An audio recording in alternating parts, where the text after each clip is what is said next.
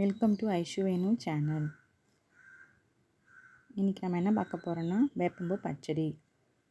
இதுக்கு ஒரு பாத்திரத்தில் எண்ணெய் விட்டு வேப்பம்பூ ஃப்ரெஷ்ஷாக இருக்க வேப்பம்பூவை இதில் நல்லா ஃப்ரை பண்ணி எடுத்துக்கோங்க.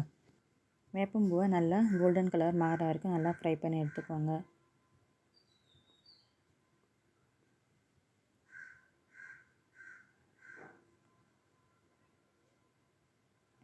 இடையில் ஒரு பாத்திரத்தில் எலுமிச்சை அளவுக்கு புளியை நல்லா ஊற வச்சு கரைச்சி வச்சுக்கோங்க. இது சிம்பிளான மெத்தட், ஈஸியாக செஞ்சிடலாம். ஆனால் ஹெல்த்தியான ரெசிபியும் இது. பித்தத்துக்கெலாம் இது நல்லது. இப்போ நல்லா கலர் சேஞ்ச் ஆகிருக்கு வேப்பம்பூ. இப்போது நம்ம கரைச்சி வச்சுருக்க அந்த புளியை இதில் ஆட் பண்ணிக்கலாம்.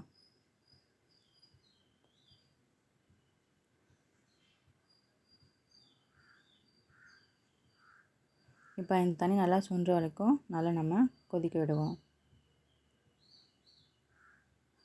இது 1 ஸ்பூன் 1.5 ஸ்பூன் மிளகாத்தூள், குழம்பு மிளகாத்தூள் இருக்குங்களா, அதை ஆட் பண்ணிக்கோங்க. கொஞ்சம் கலரி விட்டுட்டு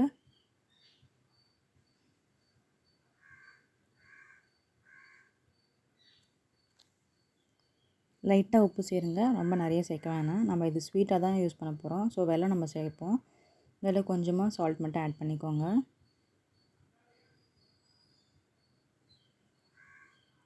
இப்போ இது நல்லா கொதிக்கட்டும்.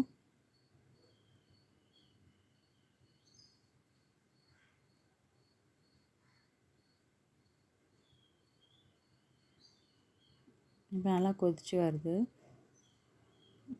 நம்ம ஊற்றின தண்ணி பாதியாக குறையிற அளவுக்கு நல்லா கொதிக்க விடுவோம். இதை ஹை ஃப்ளேமில் வச்சு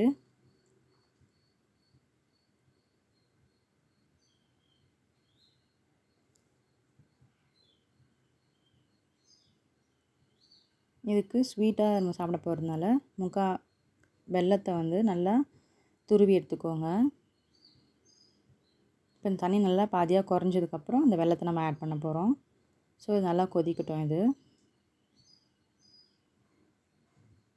இப்போ இது நல்லா பாதியாக கொதிச்சிருச்சு. ஸோ இந்த டைமில் நம்ம துருவி எடுத்த வெல்லத்தை இதில் ஆட் பண்ணிக்க போகிறோம். ஆட் பண்ணி நல்லா மிக்ஸ் பண்ணி விடுங்க, இல்லைன்னா அடியில் பிடிச்சிக்க போகுது.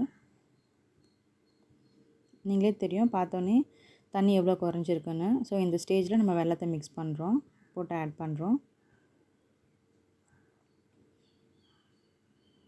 சைட்லலாம் எல்லாம் நல்லா கலரி விடுங்க. கொஞ்ச நேரத்தில் இது நல்லா சுண்டிடும். இந்த ஸ்டேஜ் வரும்போது நம்ம பாத்திரத்தில் மாற்றிக்கலாம்.